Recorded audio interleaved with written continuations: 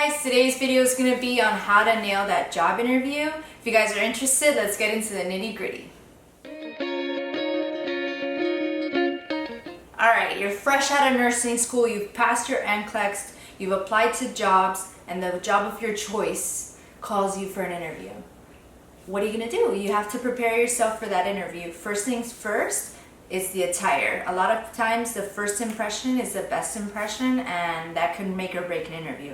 If you look like you just came off the streets after work and you ran there and you're sweating, they're probably going to be like, okay, I don't understand why this person is not making time for something so serious. So what you want to do is make sure that you prepare ahead of time. Like if you do work that day, if you have whatever, I don't know, whatever, make sure you allot enough time to prepare yourself to get ready, to go home and shower and to put on something nice.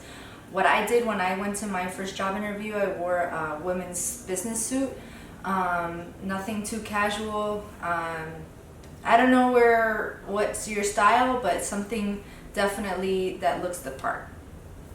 Second, I prepared myself ahead of time when it came to the questions. I had friends that had prior experience with job interviews at the institution that I was applying to, and they actually gave me a list of questions that I can go over. But most of them, I will say, were like how to turn a negative into a positive. Like they would ask, what is your most negative attribute, or in a sticky situation, how did you recover from it, things like that. And they'll ask you particular scenarios like that, like in clinical setting or in another job setting, like if you had an altercation with a customer or things like that. And you have to make sure that you don't leave them with the impression that you have that it's a negative connotation. Like you don't want to say, I got into an argument with the customer and we had to kick the customer out or something like that. You want to make sure that it's like, yes, we did have an altercation, but I made sure that they were pleased with whatever they needed or whatever like that. You know, you just got to make sure you turn it around so that it looks better on your part. And also if they ask you things like what is your biggest downfall, or things like that could make you look bad, make sure that you don't even address it. Try to say, maybe my biggest downfall is that I care too much. So that is in a way a good thing, not so much a bad thing. So you don't want to make yourself look bad. It's always like you're literally boasting about yourself. It's unfortunate. I hate job interviews, but that's really what it is. I say, don't be intimidated by the amount of people in the room. A lot of times you'll see 7 people in a panel, and that's because there's 7 nurse managers for 7 different floors, or 7 different departments, 7 different units, or whatever, how many other people they're there. In mine, I had 3, and one was with 7, 4, and 3. So it depends on what the institution needs, what the different department needs as well. A lot of times right out of school you won't have the opportunity to get into a specialty unless you're in like a scholars program, or I don't even know, because even if you work there, they don't, as like a unit clerk or a CNA, sometimes they don't even look at that. It really depends on the institution itself.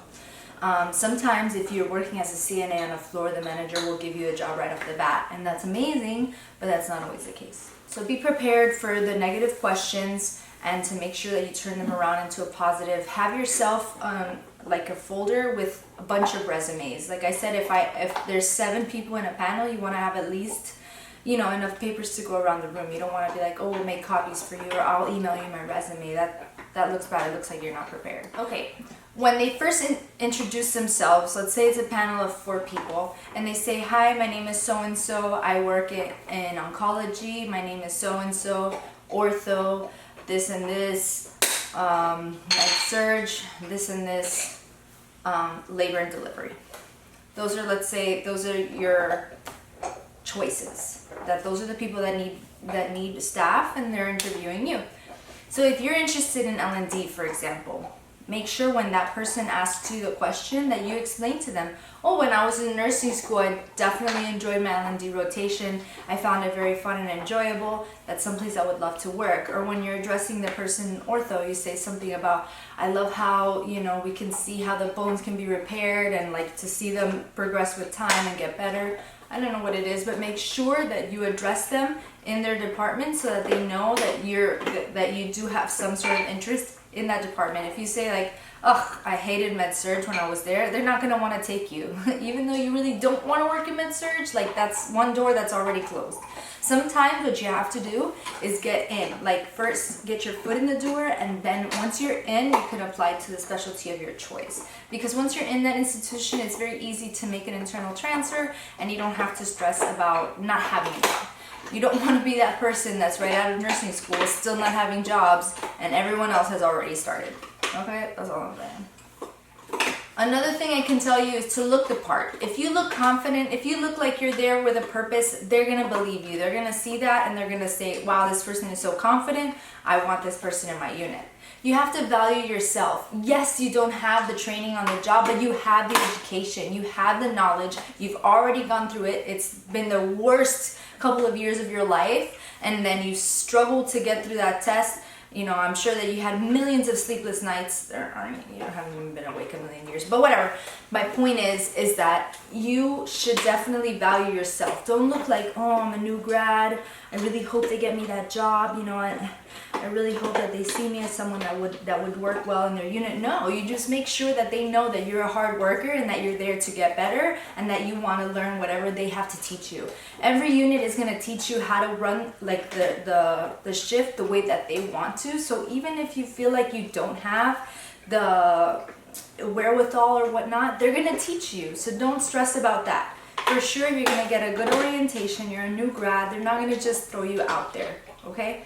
So don't come in without confidence. You have to be confident that you are worth something. That unit will definitely benefit from you being their employee. Last but not least, make sure you give them a good handshake when you leave and thank them for their time. They did not have to leave the unit to interview you because they could have literally just gone through a list of applicants that has already been in the hospital and chosen them over you because they have more experience than you.